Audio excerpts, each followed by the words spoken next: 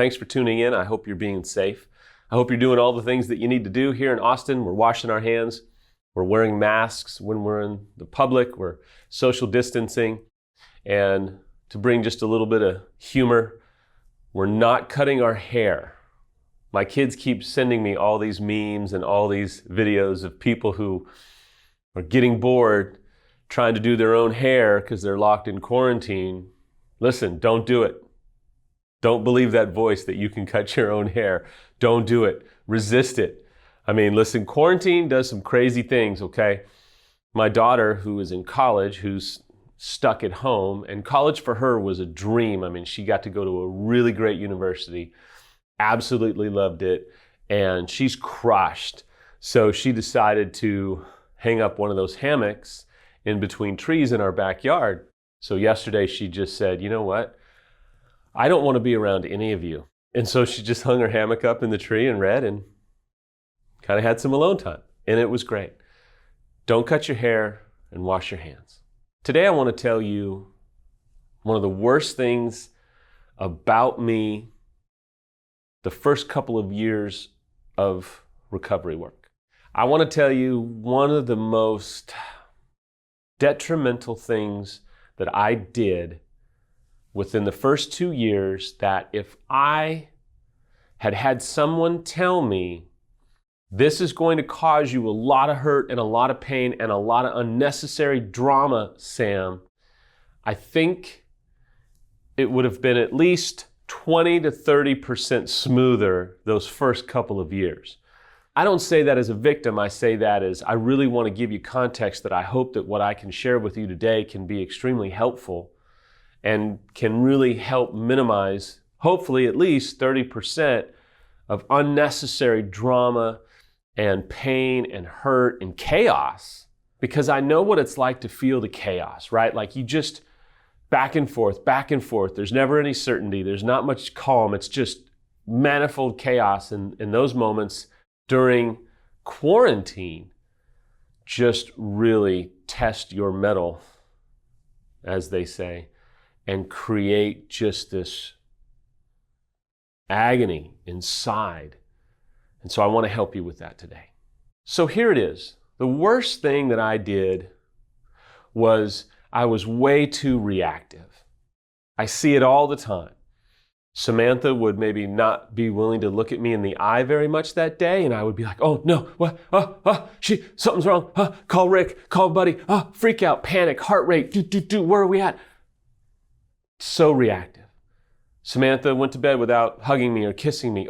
We're not gonna make it. She's still hurt. It's just too much. There's never any hope. We're not gonna make it. The slightest bit of information in a negative manner or that was wrapped in a negative kind of perspective would make me so reactive and so up and down. To that point, there were some positives, right?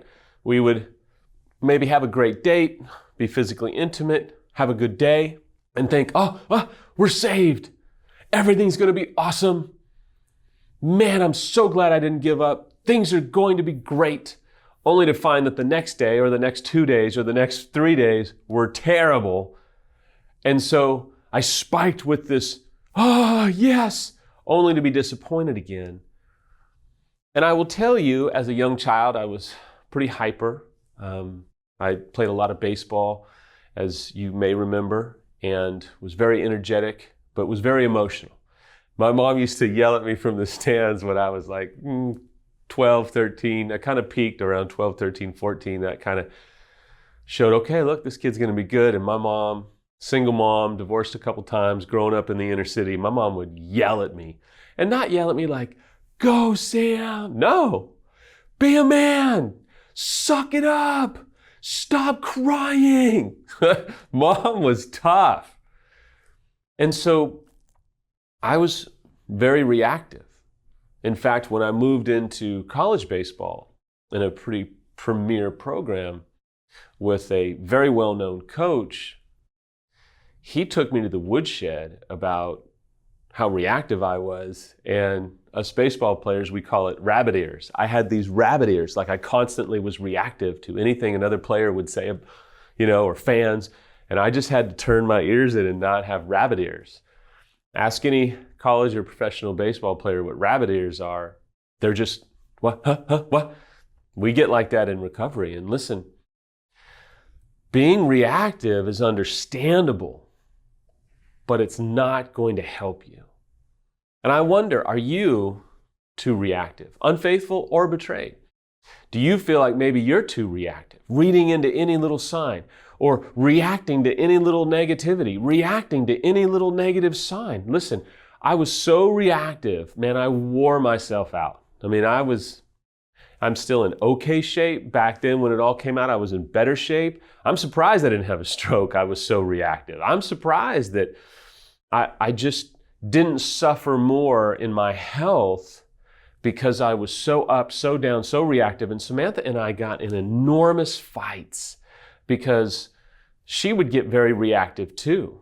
Being reactive is a normal part of the equation. I'm trying to mitigate it for you because that reactivity, because we're both early on like nuclear reactors, right? The slightest little thing and it's like, here it comes. That reactive nature is not going to be your friend. I can hear that voice. I can hear maybe some of you going, Samuel, seriously. We're in a pandemic. Everybody's on lockdown. We're in the house with the same people all day, every day. How dare you say, don't be so reactionary or reactive? Listen, I get it. I understand. But you're going to have to take some pretty significant steps to minimize the reactionary effects that go on inside of you, or you're going to suffer more than anybody, and then your spouse or your family's going to suffer. Shoot, your dogs may suffer, or your cats may suffer at this point, right? Our tensions are running so high. But let me just tell you, if you're going to be super reactive like I was, it's going to cause a lot of unnecessary pain. Let me give you some quick, succinct thoughts about being reactive that have helped me. Number one, understand that it's normal. I get it. It's normal. For me, it was a normal part of my life. I had to understand that I was in such a critical time of my life that I could no longer tolerate such a reactive nature. I had to understand this was my journey. It wasn't, hey, Samantha, help me not be so reactive. I couldn't put that on her. I had to own up and say, you know what? I'm pretty reactive. I've got to do some things to minimize that. Sure, journaling. At the time I started really riding a lot of motocross. I didn't really drink much alcohol, but I started to, and in small doses, I would have a nightcap at night, a little glass of whiskey. To me, that helped me. You may have some real significant standards that prohibit you from drinking alcohol. Completely understand. You may need to minimize your alcohol or even reduce it to zero if that makes you so reactive. I also come from faith, and so I would spend a lot of time praying. I would spend a lot of time reading the Bible. That would help me. I would read other books as well, not just from faith, but just other helpful books that would help me. I really tried to study about finding peace, not just from a faith perspective, but what could I do to experience a greater level of peace in my own heart, in my own mind as a man. Number two, there's a principle that what you tolerate, you cannot change. As long as you continue to make excuses for your reactive nature, well, I'm upset, I'm angry, I'm going through financial crisis. Now, please don't be angry. But the betrayed can also say, you know what, I have PTSD and I have this. If you're using that as an excuse or a license to rage, to lash out, to exhibit unhealthy, unsafe behavior, I would ask you to begin to stop using that as an excuse and say, you know what, I think I do have PTSD. That means it's even more incumbent upon myself to get help, to find breathing techniques, to see an expert over Zoom, consider meds, consider homeopathic meds if you have a resistance to or a real strong apprehension to try antidepressants. But if you are truly experiencing that type of reaction, your recovery is your responsibility. Your response is your responsibility. Number three, what I had to do is I had to own it and accept it. When I owned and accepted the fact that I was very reactive, and some people would call that insecure. Does she love me? Does she not? Is she mad? Is she staying? Is she going? Are we going to make it? Are we not? Some people would call that insecurity. I get it. But I had to own that. I didn't need to have this big moment with Samantha. I had to have that moment with myself where I could talk myself off the ledge, where I could go, I'm so reactive. I've got to understand that's a problem for me. I'm not going to blame anybody. Sure, maybe there's some issues in your childhood. Sure, maybe there's some things that legitimately have helped you become like that, but that doesn't excuse the fact that you have to address it. And you can't just use it as an excuse. Well, because of this, I'm this way. You know what? Own up to this negative behavior, get serious about confronting it, and understand that if you don't own it, it's not going to be helped. It's going to continue to be a problem in your relationship, and it's going to be your fault, not the people that maybe hurt you, abused you, violated you, what have you. It's on you to address those things. Number four, please don't feel that I'm putting all the blame on you, the reactive one, whomever you are. I was incredibly reactive. I understand it. I get it. I don't want you to feel shamed. I don't want you to just feel confronted. I want you to feel cared for, because if I had done this to myself earlier, as I started this whole video, so much hurt and pain could have been avoided. Hopefully it's not too late for you to own the fact, you know what? I'm way too reactive. I don't know. Maybe you do need to go to your spouse and go, listen, I watched this video from this really awesome dude. Just kidding. I watched this video. I've had this moment. I've been really reactive, and I just want to apologize. It's become kind of center stage in my heart. I want to address it. I'm going to start to do these things. I just want to apologize for being so reactive. Maybe you need to have that moment with your spouse. Maybe you need to have a moment with yourself where you say, look, I'm super reactive. It's causing problems. I'm not going to shame myself. I'm going to be compassionate to myself. I'm going to be merciful to myself. I'm going to see, you know what? I need to be compassionate and accept myself so that I can then move towards forgiving myself, being kind to myself, and not shaming this part of me, but trying to understand this part of me, and maybe even bring comfort to the parts that are causing you to be so reactive. Finally, and I forgot what number I'm on, but my producer just said 5, so I'm going to go with that. I just like to minimize the image of perfection around here. I believe it was Gandhi that said, be the change that you wish to see in the world. I think you have to be willing to be the change that maybe you have control over within your relationship. Maybe today has caused you to see that you have to be willing to make a change to how reactive you are, unfaithful or betrayed. Maybe you want to see this change in your relationship, but maybe the light is being shined on you to say, look, as long as you're going to be this reactive, it is messing with your equilibrium. And it's time for a change. I know that this is easier said than done.